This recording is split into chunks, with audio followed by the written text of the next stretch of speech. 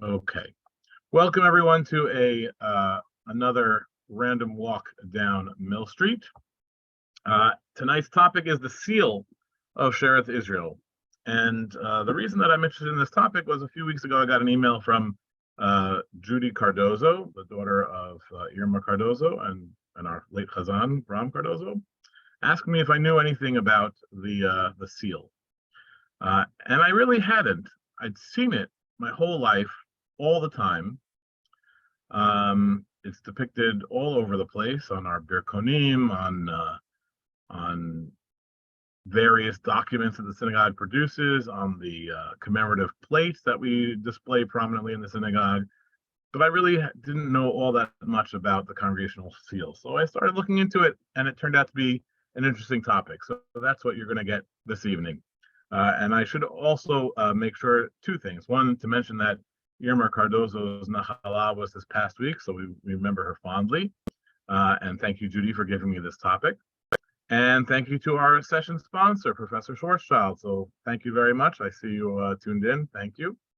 And so without further ado, I'm going to share my screen and we'll talk about the seal of Shearith, Israel.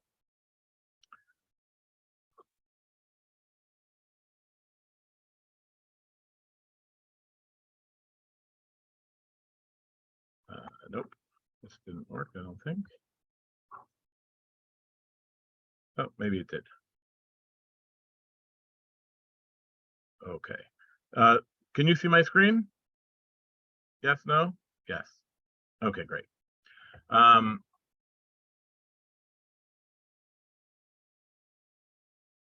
put this over here. So what you're looking at in the center is the seal that we're going to talk about. It's going to come up in various forms throughout this presentation. But I want you to pay attention to what it says. Ve'a'id ali edim ne'emanim, that's the Hebrew on the top. And then in the middle, in the circle, it says ha'olam omed al, and then there's three pillars, emet, tzedakah, mishpat. Or if you want to read it in a different order, you can say mishpat, tzedakah, emet, emet, tzedakah, mishpat. Which we're going to talk about what these things mean, but truth, tzedakah, could be translated as charity, or righteousness is probably a better translation. And mishpat is law or justice. Again, these have different colors, but that's basically what it means. We're going to talk about some of that a little later on. And so that's the seal. And just to show you a little bit what I was talking about before, this seal has been used all over the place. So on the bottom left, you'll see a commemorative plate that was produced in the 1950s by the Sisterhood. I think actually it was intended to raise money for the renovation of the small synagogue, but it was part of a series that we display prominently in the congregation, and there is the seal of the synagogue in color. And on the bottom right, you'll see like a pendant that was shown to me by Annette Gorgi, which was given out as a prize to students in the Polonese Talmud Torah School. So if you answered the questions right, or if you did well on a test, or if you, I don't know if it was for graduation or whatnot, Annette will tell me how she got it or why she got it. But that pendant had the seal of the synagogue on it, and it's also on the back of the birkonim, and it's in a lot of different places that you'll see around the synagogue. So what is this seal? So what you'll see on the top here is what was used before the current seal. I really can't make out, there is some Hebrew writing on the top, but I really can't make out what it says. But that is the original seal that was predating the current seal, which was produced in 1797. And we know that from a board minute, which I produced here in the center here. President produced to the board the seal of the corporation, it being, in their opinion, insufficient. This thing that was used on top, they didn't like it. So they asked a new one to be made, and they asked Gershom Mendy-Seixas, the Chazan, here on the left, and Jacob Hart, who was a board member, a prominent board member, to design a new one, which they did a few months later, came back, and which was adopted by the congregation. I think the reasons these people were selected, Gershom Mendy-Seixas and Jacob Hart, was their Hebrew knowledge. Gershom Mendy-Seixas, as the Chazan, had a lot of Hebrew knowledge, And Jacob Hart, although he was a businessman, a very successful businessman, and a prominent philanthropist and financier, but he was born in Germany and he had above average Hebrew learning for the congregation at that time. And in fact, he is sometimes brought along with a Beit Din to form a Beit Din for certain functions and testing the shochet and acting as the bodek and other communal functions that required Hebrew or Jewish knowledge, rabbinic knowledge. So I think that's why he was selected, along with Gershom Edisatius, to design the new seal, which they did and which was adopted. And that seal is this. This is an early 19th century actual impression of the seal. And it's a little bit hard to see, but I made it as large as I could. You'll see it says, just like we saw on the printed form, Ve'aida li edim ne'emanim, Congregation Shearith Israel, Ha'olam omed al, and there's three pillars. A little hard to say, to read it, but emet, tzedakah, mishpat. It also has what you don't see in our thing is 1797, and the year in the Hebrew year, and then you'll see very, very faintly some kind of tree or branches on the left, some other kind of tree or branches on the right, and what is usually missed in almost all of them, also some kind of tree or branches in between the pillars. What those are, I can speculate a little bit towards the end of the program, but I really don't know. And none of this is as clear as it gets of what it actually looks like. So there's nothing really tell me exactly what those are, and there's no real description of what those are. So that will have to remain in the speculation of what they are. But that's the seal that was adopted in 1797. This became what I'm most familiar with from all sorts of printed matter here on the top left. And then somehow we moved away from it. Around 2005, we designed a new congregational seal that we used for marketing purposes. And it looked like this, had the facade of the synagogue, or the name of the synagogue. And then in 2012, 2013, we went back a little less. So we took away some of the larger foliage, but we put back the essence of the congregational seal with the verses and the phrase that it had. Now, what is this? That's my main question for you today. Do these verses, do these words have anything to do with the congregation? Why are they here? Why was this selected? Why did Gershom Edisatius choose these words to be on the seal? They don't have to. Do they have to do anything with the congregation or its goals or anything like that? So we shall see.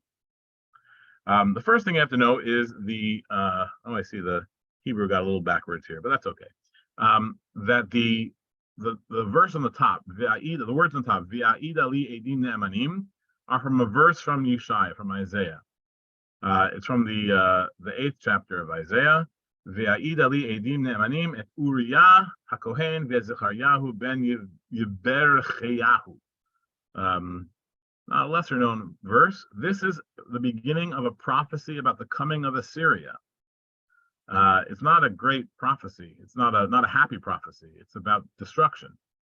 And in this prophecy, you have here Isaiah recounting the words of the Lord to him, saying, "Write this down." The first verse is, "Vayomer Hashem Elai, Kach lecha gilyayon gadol uchtov alav becheret enosh lemaher shalal chashbaz." The Lord said to me, "Take yourself a large sheet and write on it these words with a becheret enosh in the writing of man." And then it has these basically impossible to translate words, lemaher shalal chashbaz. Some modern translations don't even try to, but if you really wanted to, it means something like speedy is the spoil, swift is the prey. And then God instructs Isaiah to get worthy witnesses to witness this prophecy that he's writing, so that people will know that this is the true word of God, that this is true prophecy that's being given through Isaiah. Now that is really interesting for a whole lot of reasons that aren't related to this lecture, this session. About were prophecies written down back in 500 before the Common Era and whatnot. And so that's a whole another avenue maybe we can some scholars can discuss. But these are the words that were chosen to put on the congregational seal as a kind of motto almost. Ve'a'id ali edim ne'emanim. Call for me reliable witnesses. Okay. It's a little bit confusing. And then what about this thing in the middle? Ha'olam omed al, the world rests on, the world stands on, and it has these three pillars, emet, tzedakah, umishpat. So this is reminiscent of some very famous Mishnayot in Pirkei Avot, in the Ethics of the Fathers. In the first chapter, you have two formulations of this phrase, ha'olam omed al. The first one is by Shimon HaTzadik. It's the older one of the two. Shimon HaTzadik haya meshayrei Knesset Hagdolah. Shimon the righteous, the Tzadik, was one of the last members of the Anshe Knesset Hagdolah. This is basically the Sanhedrin of while the Second Temple still stood. And he said, Al Shalosha Derim Ha'olam Omed. On three things the world stands. Al HaTorah, Al HaAvodah, Ve'al HaGemilut Chasadim. On the Torah, which is the law or our Torah, Al HaAvodah, which is the service of God, basically means the temple service. Or after, in the period after the destruction of the temple, we refer to prayers as Avodah, the worship of Hashem, and Al Gemilut Chasadim, and on acts of kindness. But that's not what it says in our seal. Emet Tzedakah Mishpat doesn't say this thing. We get a little closer. We get a lot closer, but still not exactly the same. At the end of the first chapter of Pirkei Avot, where we have, in the words of Rabbi Shimon ben Gamliel, Al Shlosha Devarim Ha'olam Omed, Al Hadin, Al Ha'emet, Ve'al HaShalom. Din is the law, Emet is truth, and Shalom is peace. And he has a proof text. Emet u'mishpat shalom shiftu b'sha'arechem. You should execute judgment, true judgment, and peace in your gates, or there will be true judgment and peace in your gates. And that's from a prophecy of Zechariah. But that's not what it says on our seal either.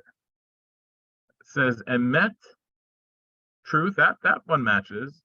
Tzedakah, that does not appear on any of these rabbinic phrases. And mishpat also does not appear. If you want to say din is the same as mishpat, okay. But why wouldn't Gershom and Eustathius just use those words that are in the Mishnah? What's wrong with using the words that are in the Mishnah? Why change them? So, and I searched for emet, tzedakah, mishpat throughout all of rabbinic literature. You don't get a list of these things together. There's no such thing as ha'olam omed al emet, tzedakah, mishpat. So it's a little bit of a mystery why these words on the seal of Shearith Israel. And that is what I hope to answer at the end of tonight. That's the essential question. There's lots of little questions, but that's the essential question. Okay. When you look through secondary literature, nobody talks about this. Very few people even talk about the seal at all or depict it, but a few places do. So on the top left, you'll see this is what Dr. Poole writes about the seal, and he basically just tells you how it was created. And in 1797, the congregation adopted a seal designed by Gershom and Eustathius and Jacob Hart. It depicts the world resting on three pillars: justice, righteousness, and truth. Above man's world is thus established run the challenging words, likewise in Hebrew, from the 8th chapter of Isaiah, I will take unto me faithful witness. So he doesn't really venture an explanation of what it is, but he does call them challenging. When you look, there is a book called Haven of Liberty by Howard Rock, which was published just a few years ago. And in there's a picture of Shearith Israel's seal. It's talking about New York and America, early America. And it says, the expression depicted on the seal of Congregation Shearith Israel, that the world stands on justice, truth, and charity, is a Republican Americanized translation of a saying from Pirkei Avot, which is in harmony with the Republican ideals of the early Republic. And then he has a picture of the seal. there's no source for this. I think this was his own making sense of it. But there's a lot of problems with that. Mainly in that it's not a translation at all. It's written in Hebrew.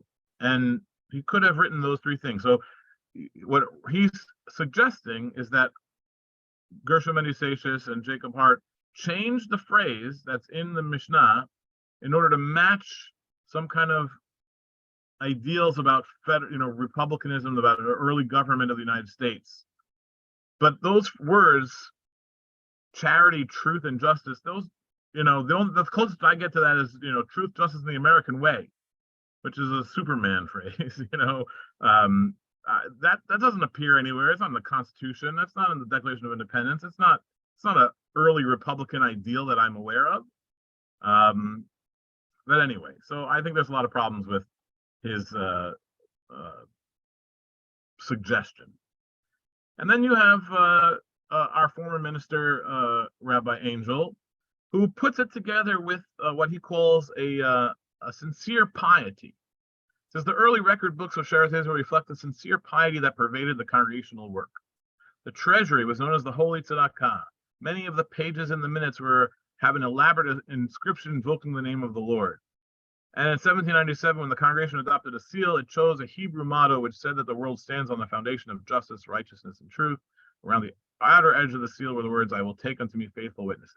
So he doesn't explain why those words were chosen, but he puts it together with the rest of these kinds of congregational things and says that it was a sincere piety, some reflection of piousness that had Gershom Ben Yisachis put these words on the seal. I have my own view, which you'll see at the end. Doesn't match what we saw here. Okay. Let me move this to the side.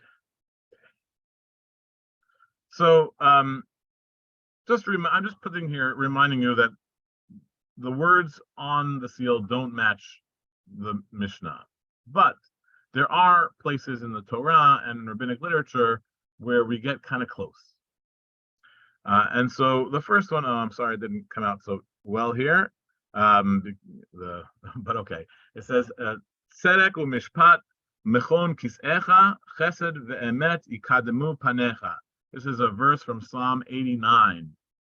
And so here you have righteousness and justice are the base of your throne, of the Kisei HaKavod, of God's throne. Chesed ve'emet, steadfast love, or you could say kindness or mercy, or however you want to translate chesed, and emet and truth, or faithfulness is what they translated here, stand before you, the Lord, but stand before the Lord. So you get some of these same words, and you get a similar kind of idea. It's not the world is not resting on it, but God's throne is resting on justice and righteousness, and in that, and emet is in there as well. Somehow. And I want to point out that these the Mishnah that we saw is brought together closely with this verse.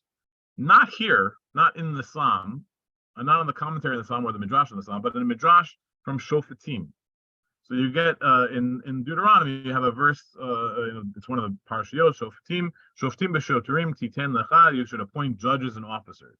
And there's a long Midrash brought down in the Dvarim Rabbah about the importance of judges, the importance of justice, and having a court system. And towards the end of this midrash, you get some phrases, and one of them is Amar Rabbi Shimon ben Gamliel. Note that is the same person from our Mishnah in Pirkei Avot. Al tehi milagleg badin. Don't mock is the way they translate it. Don't play around with the law. Shehu echad mishalosha raglei olam. It's one of the feet, one of the pillars of the earth. Lama sheshanu chachamim al shlosha davim haolam omed al hadin ve'al ha'emet ve'al hashalom. One thing I just want to point out: the midrash here has those words from the chachamim, not from Shimon ben Gamliel. I'll leave other people to figure that out. But here you have that what we saw in Pirkei Avot, on the three things the world stands, on din, truth, and on law, the truth, and on peace. And so Rabbi Shimon Gamliel says, be careful with the din. You have a shoftim. Why do you need courts? Why do you need judges? It's one of the things that the world rests on. And then you have, right after that, another saying of the rabbis, Rabban Amre, Kashehu kocho shel din. The power of the law is strong, is fierce, is the way they translated it here. Shehu echad miraglei kisei hakavod, because it is one of the feet of the holy throne, of the throne of the Lord. Minayin, and this is the verse that I showed you. Tzedek u'mishpat mechon kisecha chesed ve'emet yikadmu panecha. So here is the closest that I could find in rabbinic literature of putting this idea that there are three things that uphold the world, and this list that includes tzedek, mishpat, and emet. Our seal has emet, tzedakah, and mishpat. So it gets pretty close. Those ideas are floating around there, but it's not exact. And I like to be exact. So there is another verse where these words exactly appear, and that is in Jeremiah. It's the 4th chapter of Jeremiah. It's a prophecy. It's kind of a strange prophecy. It starts off with saying, if you put away the worship of idols and swear, and this is the verse we're going to get to, and swear by my name and righteousness, then things will be good. And then it immediately turns into, but if you don't do that, it's going to get really bad, and the whole rest of the chapter is really bad. But these verses are pretty decent. And here's what it says in the 2nd verse of chapter 4 of Jeremiah. V'nishpata chai Hashem be'emet b'mishpat u'b'tzedakah v'hitbarachu bo goyim u'bo yitalalu. So it's saying if you put away those abominations, those avodah zarah, and you swear, v'nishpata, you Israel, you swear, as the Lord lives, chai Hashem be'emet b'mishpat u'b'tzedakah. And this is, I like the way they translate, in sincerity, in truth. B'mishpat, in justice, u'b'tzedakah, and in righteousness. So you really believe it, and you swear, then that you'll put away all those things and take the right path and follow the word of the Lord. Then nations will bless themselves by you. It's a little bit hard to. This is a little bit difficult translation. Difficult words. Nations will bless themselves by you and praise themselves by you. You'll be a light unto the nations, is the way I interpret that. You will be the rest of the world will follow your example. And so this is the three things. These are the three things on the seal. And lo and behold, if you pull out your Mikraot Gedolot, you'll see Malbim. And he says on these words, Be'emet b'mishpat u'b'tzedakah shehem shlosha devarim she'ha'olam omed alehem. These are the three things that the world stands on. I thought, okay, I found it. It's done. One problem. Malbim was born in 1806. Our seal was adopted in 1797. Malbim, we didn't get it from the Malbim. And as I mentioned to you, I searched. There's no rabbinic phrase that has these three things together. But like I showed you, some of these ideas come close to each other, and so it's easy to put them together. It's as good as we're going to find in defense of the Malbim, because there's no place where these things are said to be stand of the world. I mean, you can interpret shalom and tzedakah together. There's ways to dray around, but why not just use the words that it says in the Mishnah? Okay, I always go back to my original question: why would someone replace the words of the Mishnah with some other phrase? And so that question still remains. And also, why would you use those words? What does that have to do with Shearith Israel? Why is this on the seal of Shearith Israel? So when you look at this pasuk where those three words appear, there is a midrash. Midrash doesn't come from here. It comes from Bimidbar, from Parshat Matot, where it's the first verse of the parasha says, "Vayider Moshe el Rashei Matot, ish ki dor neder laHashem." A person, when he makes a vow to the Lord, when he swears. And on this, the Midrash says, Hada hu diktiv, and our verse, V'nishbata chai Hashem be'emet v'mishpat v'mitzdaka. This is like it says in Jeremiah, and you should swear by the God's name in truth, in justice, and in righteousness. And this is the key.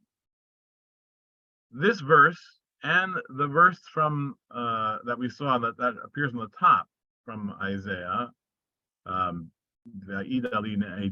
all have to do with testimony, and they all have to do with truth and vows and swearing. And so this is what I'm going to leave you with. This is my understanding of why these words appear on the seal. You have to remember what the seal was. It didn't originally appear on the Birkon in 1797. It didn't appear on a commemorative plate. It didn't appear on a pendant as a prize. It appeared on the corporate seal of the congregation. This is a corporate seal. This is from around the early 20th century, but it would have looked something similar to this. Big cast iron embossing. You have to push it down onto an important paper. What papers got the seal? It wasn't everyday papers. It was papers that bound the congregation. So here's one. This is essentially a check. They didn't have checkbooks back then. This is pay to the order of document from 1815, and it has the seal. And there's lots of these. Deeds would have this kind of thing on it. Official legal documents would get the corporate seal of Congregation Shearith Israel. And look at this. Witness the seal. This is just legal language, which we won't ever think about. And today we don't even use these seals. They just say them seal. People don't even put them on.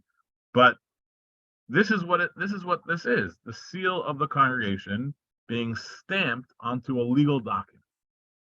I think you probably see where I'm going with this, but let's play it out. In 1797, the corporate seal was a requirement. Today, it's not a requirement of corporations to have a seal, but it is a requirement. And here's where it comes from. And I'm reading to you from a treatise on the law of corporations by Stuart Kidd. It's a British legal textbook from 1793. So this is good law as of the date when they adopted the corporate seal. A corporation aggregate, you could just say a corporation, being considered as an invisible body, cannot manifest its intentions by any personal act or oral discourse. I may be the president of the corporation, but I can't say Congregation Shearith Israel does X, Y, and Z. It's not a person, or it can't be proved by just my words alone that this is what the corporation says it wants to do. And though particular members may express their private consent to any act by words or by signing their names, this does not bind the corporation. The law, therefore, has established an artificial mode by which the general assent of the corporation to any act which affects their property may be expressed. What is this thing? The affixing of the common seal. The seal of the corporation, a corporate seal, is what is needed to show that this legal entity called a corporation, which is not a person and can't testify its own way, is taking action. All this group takes action, and you only know it through this seal. And later on, he says, if a common seal is affixed to a deed, then it's not needed to prove by witness the fact that it has been affixed. That is essentially saying that is proof alone. The seal being on a document is proof that it is the wishes of the corporation. And now that's law in 1793. And here on the right is the law of today. While it's not necessary to have a corporate seal, not every corporation must have a corporate seal. The corporate seal still is valuable and useful in many ways. And here is the law from nonprofit. The similar law appears all over New York State corporate law. Corporate seal is evidence. The presence of a corporate seal on a written instrument purporting to be executed by the authority of a domestic or foreign corporation shall be prima facie evidence that the instrument was executed. If the seal is on it, that is proof enough. That, like, as if you had Mea Edim, if you had 100 witnesses, this is the the intent of the corporation to act. It can be rebutted. There's ways, but the basic idea is when you have that corporate seal, that is proof that the corporation wanted to act in such a way. And that, ladies and gentlemen, this law is what the corporate seal, it's not a symbol of it's not a mission statement of the congregation. It's what they stamped on official documents. And so we have V'ayid ali edim ne'emanim. This seal is testimony. And you have the nishbata. What was the verse in Jeremiah? Let's take a look. V'nishbata chai Hashem be'emet v'mishpat b'tzedakah. If you're going to swear to the truth of something, if you're going to attest to something, you have to do it with emet, mishpat, and tzedakah. And so that is my belief as to why these words were specifically chosen for the seal of Congregation of Shearith Israel. It wasn't random, and it didn't reflect some Republican ideals of the government of the United States or of the congregation. It was for the purpose of reminding the officer using it that it has to be true. This is like testimony. When you're squeezing that seal onto a document, it better be true. And here are the verses about it. So that's my, thank you, Joseph. That is my spiel for you tonight. I'm going to stop the recording and I'll let you all speak. Okay. And I should wish you all a happy Thanksgiving. And I'll see you, and Chodesh Tov. Okay.